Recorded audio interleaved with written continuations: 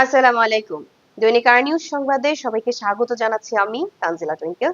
শুরুতে জানিয়ে দেব দেশের সংবাদ। জাতীয় নিরাপত্তা উপদেষ্টা ডক্টর খলিলুর রহমান মার্কিন উপপররাষ্ট্রমন্ত্রী ক্রিস্টোফার ল্যান্ডাউয়ের সঙ্গে বৈঠক করেছেন। বুধবার ওয়াশিংটন ডিসিতে এই বৈঠকে তারা রোহিঙ্গা ইস্যু, বাংলাদেশ ও যুক্তরাষ্ট্রের মধ্যে চলমান শুল্ক আলোচনা, দক্ষিণ এশিয়ার উন্নয়ন এবং বাংলাদেশে গণতান্ত্রিক উত্তরণ নিয়ে আলোচনা করেন। রাষ্ট্রপতি নির্বাচনে জাতীয় ঐকমত্য কমিশনের প্রস্তাবিত ইলেকটোরাল কলেজ ব্যবস্থাকে সম্পূর্ণ অগ্রহণযোগ্য বলেছেন বিএনপির স্থায়ী কমিটির সদস্য সালাউদ্দিন আহমেদ।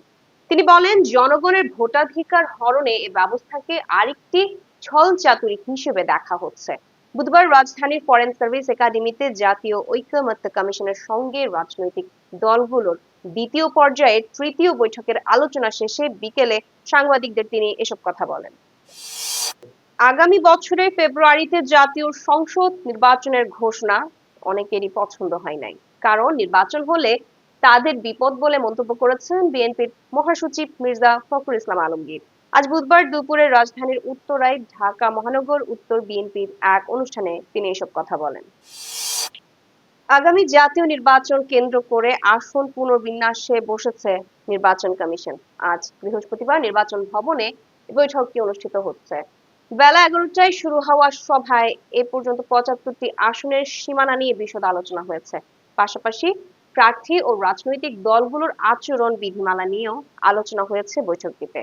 ইসি সূত্রে জানা গেছে, জাতীয় সংসদে বিদ্যমান 300টি আসনের মধ্যে 75টি আসনে পুনর্বিন্যাস চেয়ে বিভিন্ন জন বিভিন্নভাবে আবেদন করেছেন।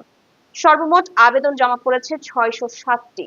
এসব আসনের পুনর্বিন্যাসে প্রশাসনিক অখণ্ডতা, ভৌগোলিক সুবিধা, স্ট্যাটাস, জনসংখ্যা, ভোট সংখ্যা এবং ঐতিহাসিক ভিডিও বিবেচনায় নেওয়া হবে। এছাড়া 225টি আসনে কোনো আবেদন না পড়ায় ওইসব আসন নিয়ে কোনো আলোচনাই হবে না। এবার আন্তর্জাতিক প্রসঙ্গ। মার্কিন নৌবাহিনীর নতুন ও বৃহত্তম বিমানবাহী রণতরী ইউএসএস জেরাল্ড আর ফোর্ড ভূমধ্যসাগরে মোতায়েনের জন্য প্রস্তুত হয়ে গেছে। শিগগিরই তা ইরানের দিকে যাত্রা করবে, খবর দ্য নিউ ইয়র্ক টাইমস ও সিএনএন এর। ইরান ইসরায়েল সংঘাতের তীব্রতা বৃদ্ধির কারণে যুক্তরাষ্ট্র মধ্যপ্রাচ্যে তার ঘাঁটিগুলো সক্রিয় করেছে। এছাড়া বাইরে থেকে যুদ্ধাস্ত্র এনে এই অঞ্চলের সামরিক সরঞ্জাম পুনর্বিন্যাস করা হচ্ছে। এরই সর্বশেষ আপডেট হলো ইউএসএস জেরাল্ড আর ফোর্ডের মোতায়েন। রাশিয়ার প্রেসিডেন্ট ভ্লাদিমির পুতিন গতকাল বৃহস্পতিবার বলেছেন, ইসরায়েল ও ইরানের মধ্যে চলমান সংঘাতের অবসানে একটি চুক্তি সম্ভব। ইসরায়েলের হামলার ফলে ইরানি সমাজের মধ্যে তাদের নেতৃত্বের প্রতি আরো ঐক্য ও সংহতির সৃষ্টি হয়েছে বলেও মন্তব্য করেন তিনি। পুতিন বলেন, ইসরায়েল ইরানের সর্বোচ্চ নেতা আয়াতুল্লাহ আলী খামেনিকে হত্যা করতে পারে।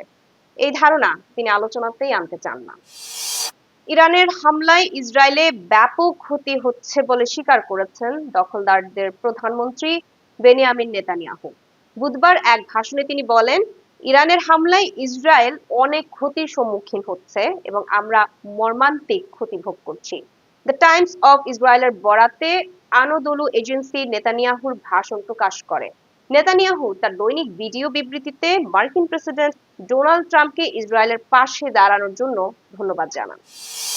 ইসরায়েলের বর্তমান নেতৃত্বের একটি অংশকে অপরাধী এবং দেশটির নীতিকে অপরাধমূলক হিসেবে আখ্যায়িত করেছেন ক্রোয়েশিয়ার প্রেসিডেন্ট জোরান মিলানোভিচ। তার মতে, এমন রাষ্ট্রের সঙ্গে সম্পর্ক রাখা উচিত নয়, বিশেষ করে যখন যুক্তরাষ্ট্র এই নীতির পৃষ্ঠপোষকতা করছে।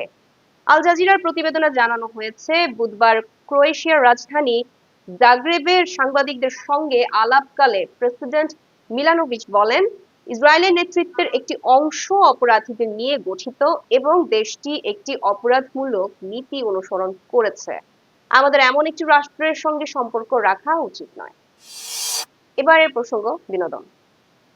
দীর্ঘ 4 দশকের ঝলমলে ক্যারিয়ার, শত শত ঝুঁকিপূর্ণ স্টান্ট আর সারা দুনিয়া কাঁপানো জনপ্রিয়তা, তবুও একটি স্বীকৃতি ছিল অধরা।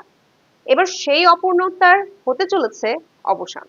হলিউডের অ্যাকশন আইকন, মিশন ইম্পসিবল খ্যাত টম ক্রুজ অবশেষে পেতে যাচ্ছেন অস্কারের স্বর্ণমুকুট। অভিনয়ের প্রতি অটুট নিষ্ঠা আর নিজ শরীরকে বাজি রেখে সিনেমাকে নতুন উচ্চতায় তুলে ধরার স্বীকৃতি হিসেবে academy of motion picture arts and sciences এবার তাকে সম্মানসূচক অস্কারে ভূষিত করতে যাচ্ছে। পর্দার এই হিরো এবার হতে চলেছেন অস্কারের অভিষিক্ত এক কিংবদন্তি। এতক্ষণ সাথে থাকার জন্য ধন্যবাদ। পরবর্তী সংবাদ দেখার আমন্ত্রণ জানিয়ে শেষ করছি। ধন্যবাদ সবাইকে।